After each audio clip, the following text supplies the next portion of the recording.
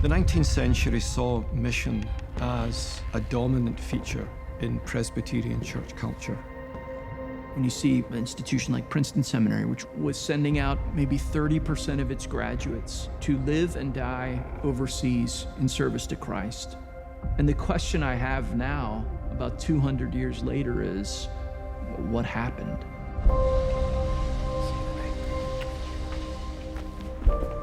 I think most evangelical churches in America are somewhat unaware of 3,100 people groups who've never heard of Christ.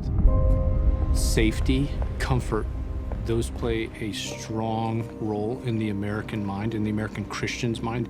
Liberal, unbelieving theology captured the heart of most Presbyterian churches. And liberalism kills mission. What are we here for? What really matters in our lives?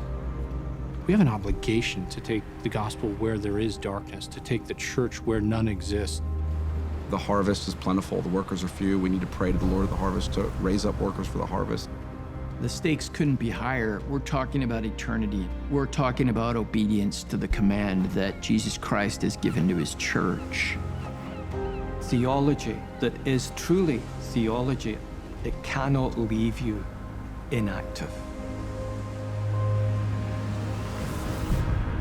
Just as pastors need to be equipped, no less do missionaries. We want to know our Bibles so that we are able to articulate the gospel clearly in any language.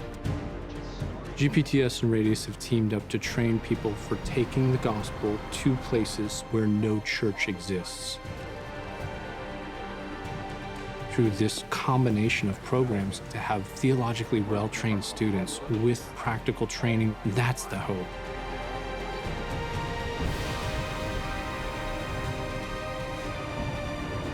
There's a reason why these people are unreached. They're the hardest places in the world to go. How can they hear without a preacher? And how can someone go unless he's sent? When you have the greatest gospel message, it's incumbent upon you to go out on the mountaintops and shout it to the nations, such that we're willing to lay down our lives to that end. This will bear fruit as we see these churches planted in places where they never would have been reached. And these are well-established, good churches that by God's grace will outlive all of us.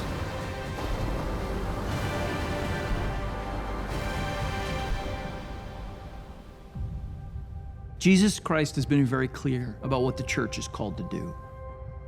The question is, do we take those commands seriously?